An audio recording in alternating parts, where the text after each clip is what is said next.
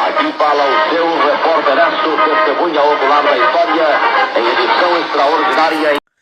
Canal Repórter Esso Notícias, iniciando mais um boletim noticiário para você do nosso Repórter Esso Notícias.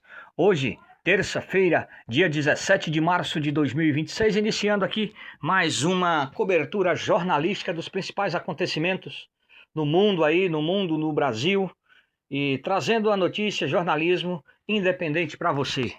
Então hoje a gente vai acompanhar as notícias de hoje. E trazemos hoje as seguintes notícias, né? Estados Unidos pressionam para que Díaz-Canel deixe o poder em Cuba, diz jornal. O governo americano de Donald Trump pressiona para que o presidente cubano Miguel Díaz-Canel deixe o poder no contexto das negociações entre os dois países, publicou nesta segunda-feira o jornal The New York Times. Com a saída de Díaz-Canel, de 65 anos e na presidência desde 2018, o atual governo comunista seria mantido, segundo o Times. De acordo com essas fontes, os americanos deixaram claro aos negociadores cubanos que o presidente deve sair, mas deixam nas mãos dos cubanos a decisão sobre a continuidade dos acontecimentos. Aponta o jornal nova-iorquino, que cita 4 fontes familiarizadas com as conversas. Díaz-Canel reconheceu na sexta-feira que os dois governos estão em negociações, embora não tenha revelado pouca sobre a natureza desses diálogos. A pressão do governo americano para que haja um novo líder ocorre enquanto a ilha enfrenta apagões generalizados em meio a um devastador embargo petrolífero imposto pela administração Trump. Uma fonte disse ao New York Times que remover o chefe de Estado de Cuba permitiria mudanças estruturais na economia de um país que o senhor Díaz-Canel, considerado linha dura por funcionários de Trump, dificilmente apoiaria.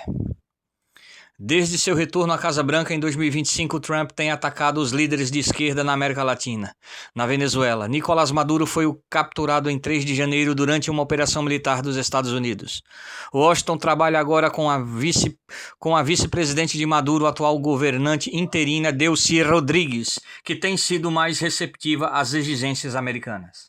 Ainda dentro desse contexto, os Estados Unidos conversam em sigilo com o neto de Raul Castro sobre o futuro de Cuba. O diálogo ocorre fora dos canais oficiais em meio à crise energética na ilha, ao aumento da pressão norte-americana.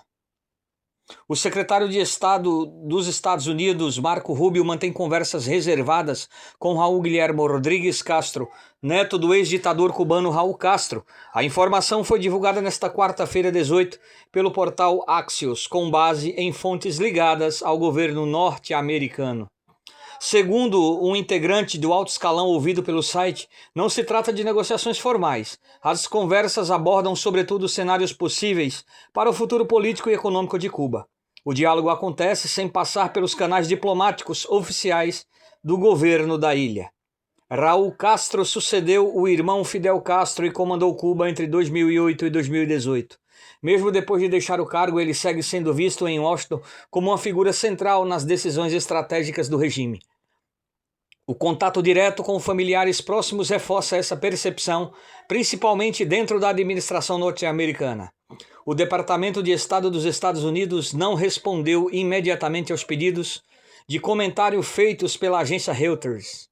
A falta de posicionamento oficial aumenta, desse modo, o caráter sensível das conversas e reforça o sigilo em torno dos contatos. As conversas ocorrem em meio a uma das maiores crises recentes enfrentadas por Cuba. A situação se agravou depois da interrupção do envio de petróleo venezuelano, o que provocou assim escassez de combustível e instabilidade no abastecimento de energia.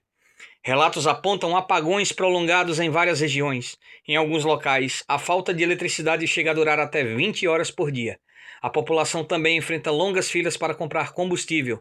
Do mesmo modo, coletas de lixo foram suspensas por falta de transporte. O governo de Donald Trump ameaça impor tarifas a países que venderem combustível para Cuba. A medida faz parte de uma estratégia mais ampla para pressionar o regime ditatorial cubano em meio ao colapso econômico. Diante da crise humanitária, alguns países começaram a enviar ajuda.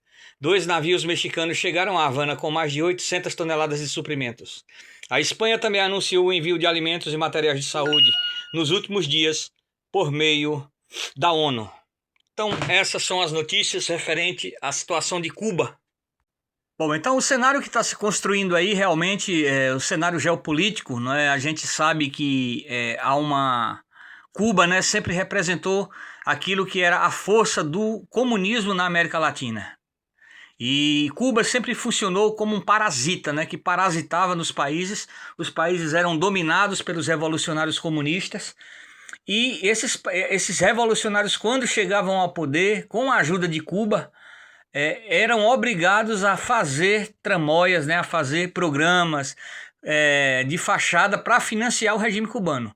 Um exemplo disso era a questão do Mais Médicos aqui no Brasil, onde muitos médicos cubanos vinham para o Brasil para preencher as vagas, né, de atuação em todo o território nacional.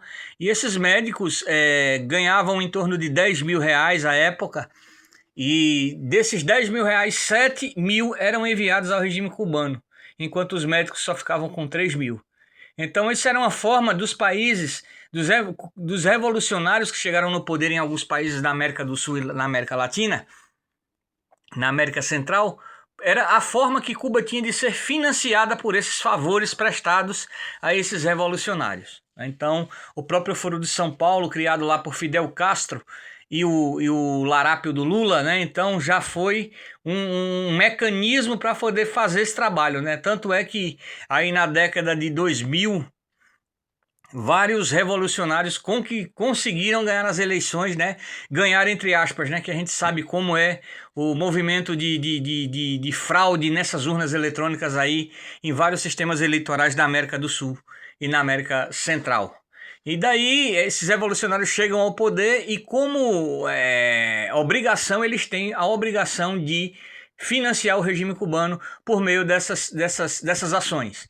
A questão da Venezuela, quem mantinha também o sistema, o regime cubano de pé, era a própria Venezuela, com o fornecimento de petróleo, com a própria venda do petróleo e repasse de recursos financeiros ao regime.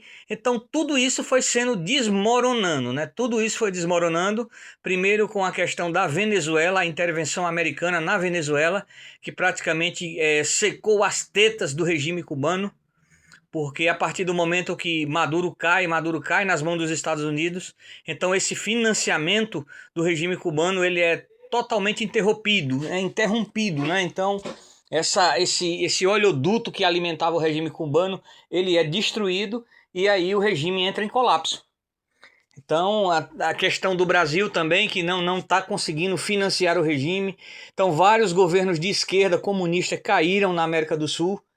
Né? Então hoje nós temos quem? Nós temos só o Uruguai, se eu não me engano, né? O Brasil e a Colômbia nas mãos dos comunistas. Então caiu todo esse poder de sustentação do regime cubano e hoje Cuba está em colapso.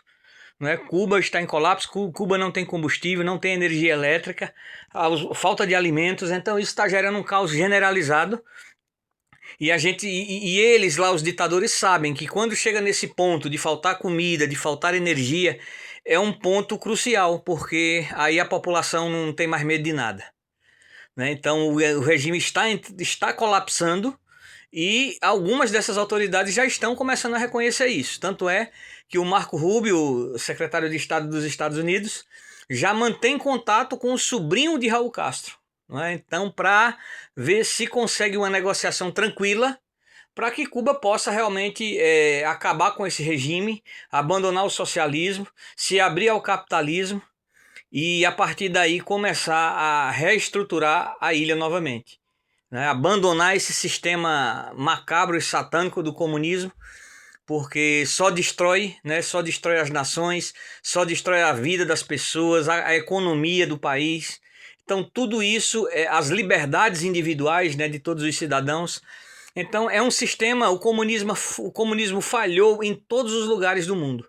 E eu acho que esse fenômeno que nós estamos vendo acontecer em Cuba, vem só comprovar e confirmar tudo aquilo que a história tem mostrado para todos nós ao longo de todos esses séculos e todos esses anos. Então o que fica bem claro é que realmente o regime cubano está com seus dias contados. Inclusive uma declaração de Donald Trump, né, que vai dizer que está lá no início do nosso vídeo, que ele terá a honra de tomar Cuba para si. Então eu entendo que isso é mais uma bravata do Trump, né, para realmente dar pressão nas lideranças comunistas da ilha para que possam se abrir à negociação. E é mais ou menos o que ele está fazendo na Venezuela. Ele não quer provocar logo, pelo menos logo de início, provocar um choque na população, na sociedade. Então ele quer manter algumas pessoas que tinham ligações com os governos anteriores, né, com os regimes anteriores, mantendo lá como um fantoche, né, no poder, até no momento oportuno, né, realizar novas eleições.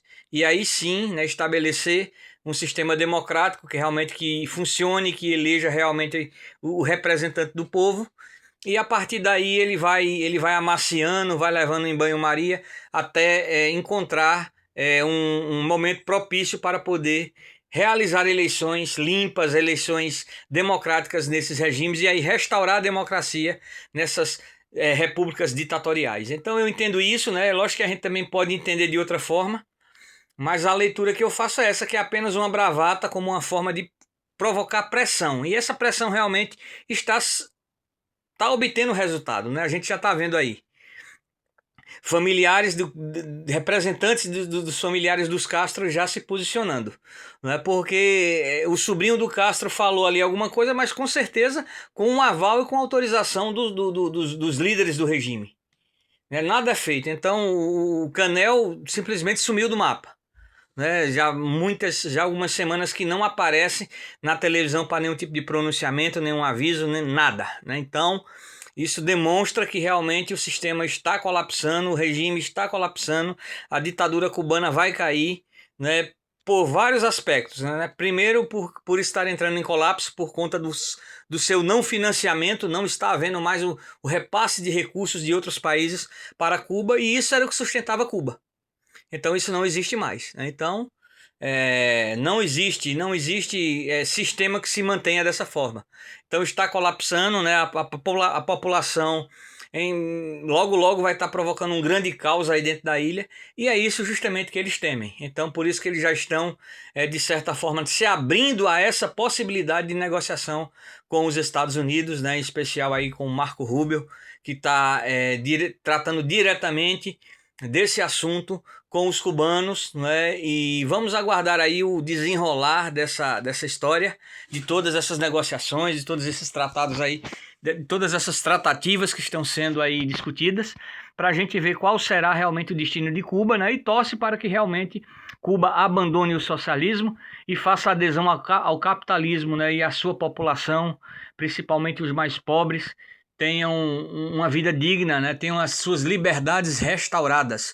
E o mesmo a gente deseja também para o nosso Brasil, que de certa forma vive sob o jugo desse socialismo de Estado, né? Desse socialismo de Estado que oprime as liberdades individuais dos brasileiros, que oprime o indivíduo na cobrança de impostos injustos. Então a gente vive nessa ditadura também, nós estamos também sob o regime. Então a gente espera que esse efeito dominó aí, de toda a quebra, de toda a derrubada desses regimes totalitários, também chegue aqui no nosso Brasil, que também vivemos um regime totalitário. Isso é claro e evidente. Não ao ponto de Cuba, mas quase lá, e em alguns pontos até mais do que Cuba, até mais opressor, até mais ditatorial do que o regime cubano. Então vamos acompanhar as notícias e em breve, assim que tivermos mais novidades a respeito desse assunto, nós estaremos aqui noticiando aqui no nosso Repórter Notícia, o ponto alto da notícia, trazendo aqui nos nossos boletins diários para você ficar cada vez mais informado. E aí a gente quer pedir a sua colaboração se inscrevendo aí no nosso canal, né? O nosso canal começou essa semana, estamos aí na busca por inscritos. E a gente pede também que você curta, compartilha, comenta, interaja conosco aí e nos ajuda aí a fazer o canal crescer. Grande abraço e até o nosso próximo boletim extraordinário de notícias. Aqui fala o seu repórter, testemunha ocular da história, em edição extraordinária em